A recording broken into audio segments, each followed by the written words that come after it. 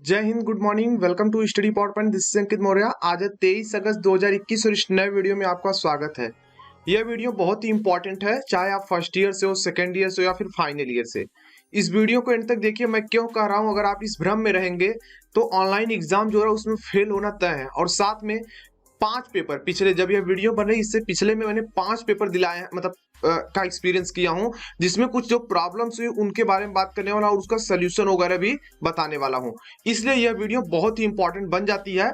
इसके बाद भी कुछ वीडियो हो सकता है आए जिसमें कि डेली आपको एक्सपीरियंस दिया जाए कि क्या रहा है आज के पेपर में, वो सब आपको मिलेगा। इसलिए टेलीग्राम चैनल ज्वाइन करना बिल्कुल भी ना भूलें। और साथ में कोई क्वेरी डाउट वगैरह हो तो इंस्टाग्राम पे फॉलो करना भी कोई दिक्कत वाली बात नहीं, वहां पूछ सकते हो, ठीक है, वहां फॉलो कर सकते हो। अब समझिए पहले यहाँ क्यों मैं कह रहा हूँ। देखिए, जब मैं पहला पेपर दिला, मैं अपना खुद पेपर दिया था ना, जैसे माइक्रो प्रोसेसर डेवलपमेंट सिस्टम का पहला पेपर मेरा था, और उस दिन कंफर्म नहीं था कि वो नेट पे मिलेगा या नहीं। तो बाकी बहुत सारे क्वेश्चन तो आ रहे थे जिसको हमने वैसे ही कर लिया, कुछ क्वेश्चन नहीं आ रहे तो उन्हें मुझे बता दिया गया। तो इस तरीके से हमने कुछ कर लिया। वो 2-3 क्वेश्चन रह गए थे मेरे, ठीक है, जो कि बहुत कंफ्यूजन टाइप थे, नहीं समझ में आ रहे थे, तो वो चीज में हो गया। तो उस दिन तो पेपर, फिर बाद में जैसे पेपर एंड हुआ तो हमने उसको देखा और बातें की कई स्टूडेंट से, तो वहां पे भाई पता चला यही कि ज्यादातर जो क्वेश्चन थे वो नेट पे मिल रहे थे, ठीक है। लेकिन उसके बाद क्या हुआ, उसके बाद हमने एक दूसरा पेपर दिया, मतलब मैं नहीं दिया, दूसरा कोई फ्रेंड दिया, सिविल इंजीनियरिंग का। अब नाम नहीं याद है, एंटरप्रेन्योरशिप करके कोई सब्जेक्ट था, उस सब्जेक्ट का हमने पेपर दिलाया। तो उसमें जब मैं था तो वहां पे क्या हुआ ना, वहां पे कुछ इस तरीके का हुआ कि जितने भी क्वेश्चन थे काफी सारे मिल रहे थे, जितना उसको आ रहा था उसने कर दिया। बाकी कुछ क्वेश्चन जैसे मुझे 2-4 नहीं आ रहे तो उसी तरीके से उसको भी 2-4 नहीं आ रहे थे। तो वहां पे भी देखा गया, बाकी और भी स्टूडेंट से जब अगर सिविल से मैंने बात की, सिविल के स्टूडेंट जो भी थे उनसे जब बात हुई तो उन्होंने यही कहा कि हमारा जो यह वाला पेपर था ना, मतलब एंटरप्रेन्योरशिप करके कुछ था, उसमें काफी क्वेश्चन उनके भी नेट पे मिल रहे थे जिन्होंने अच्छा खासा कर दिया। तो एक ओवरऑल बोल सकते हो यह 2 पेपर जब हुए तो मुझे लगा कि काफी सारी चीजें नेट पे मिल रही हैं। आपने वीडियोस वगैरह अगर काफी सारे यूट्यूबर वगैरह की देखी होंगी तो उन्होंने बताया भी होगा कि देखो इस साइड से क्वेश्चन आ रहे हैं, इस साइड से आ रहे हैं। जी हाँ, जिस पेपर में हुआ था उस पेपर में तो आ रहे थे, लेकिन इसके बाद 2 पेपर तो हो गए, इसके बाद 3 पेपर में मैं था वहां पे, ठीक है। तो 3 पेपर फिर से सिविल इंजीनियरिंग का एक पेपर हुआ। तो उस पेपर में जब मैं मतलब उसके क्वेश्चंस में मंगा लिया और उसको मैं नेट पे सर्च करने की कोशिश की, आखिर ये किस साइड से आ रहा है। देखिए अभी एक जो मतलब सिविल से है या फिर इलेक्ट्रिकल से, उनके लिए भी साइड का नाम बताया जाएगा, कहाँ से वीडियो वो नेक्स्ट वीडियो में किया जाएगा। लेकिन अभी पहले समझिए सिविल के बारे में।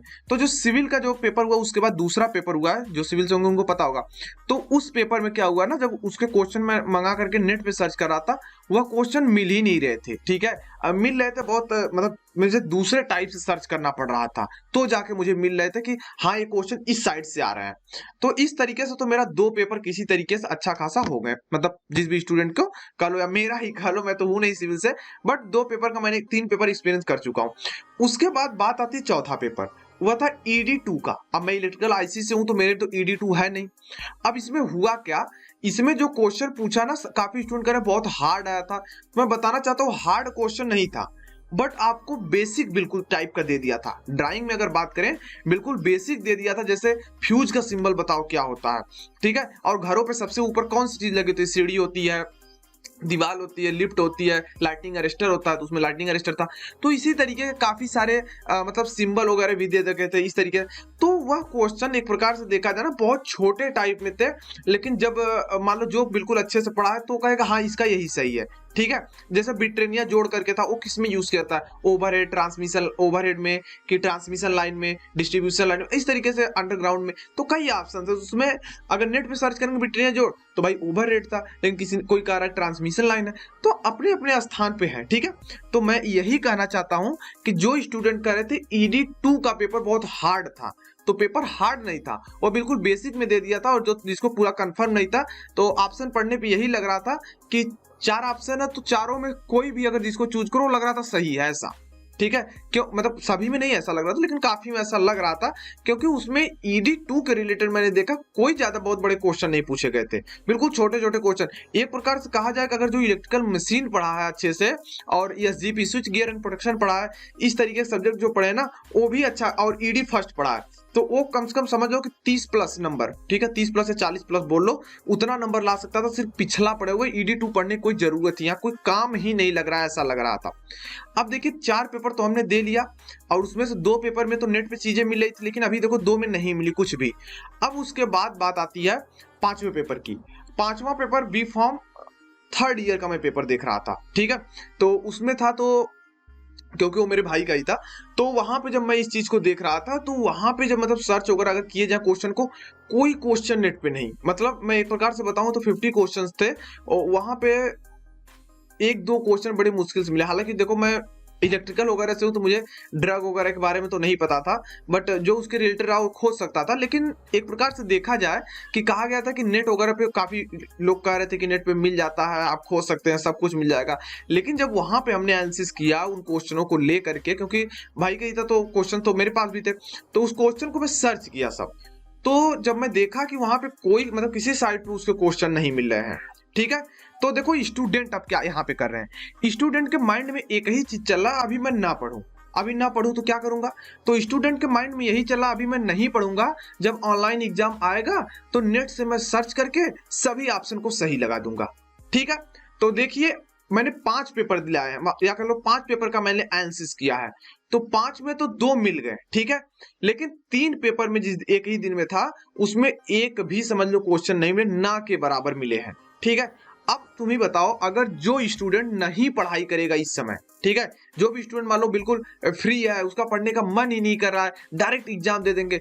अब सोचो जरा, यहीं पे जो मतलब जो भी आपके क्वेश्चन आएंगे वो नेट पे मिला ही नहीं, तब क्या करोगे भाई। अगर अब देखो नहीं मिले ना, और तो कंफर्म है कि फेल हो जाओगे, बैक आ जाएगी, यही होगा और कुछ नहीं होगा दूसरा।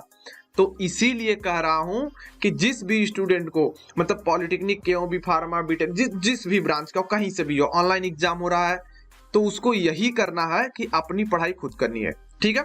और दूसरी एक इंपॉर्टेंट बात कि अगर वह अपने से खुद कर रहा हो तो ठीक, लेकिन वह अगर मान लो किसी सीनियर, मैं समझता हूं कि ऑनलाइन एग्जाम हो रहा है और कोरोना वगैरह का चक्कर था, काफी कॉलेज में क्लास नहीं चली है, दिक्कतें हो रही है, चीटिंग करना पड़ रहा है। तो अब देखो क्या होगा कि अगर यहाँ पे मान लो एग्जाम में भी नहीं आया तो क्या करोगे। तो मैं एक आपको सोल्यूशन बताता हूँ इसका सोल्यूशन, आप अपने सीनियर की हेल्प ले सकते हैं। अगर कोई टीचर मिल गया आपकी थोड़ी हेल्प करने के लिए तो बहुत अच्छी बात है, लेकिन वैसे टीचर बता नहीं रहे, ठीक है। तो यहाँ पे टीचर नहीं बता रहे, लेकिन आपके सीनियर जो है या जो तैयारी कर रहा है वह आपकी जरूर हेल्प कर सकता है, अगर वो चाहे तब। तो इसीलिए कहना चाहता हूँ कि पढ़े भी नहीं हो और मतलब भरोसे बैठ गए हो कि भैया नेट पे सब मिल जाएगा और सब वहां से हम टिक करके 50 में 50 ले लेंगे, तो कहना चाहता हूँ बिल्कुल ऐसा भ्रम ना पालें, बिल्कुल पढ़ाई करने पे एकदम लपट जाओ।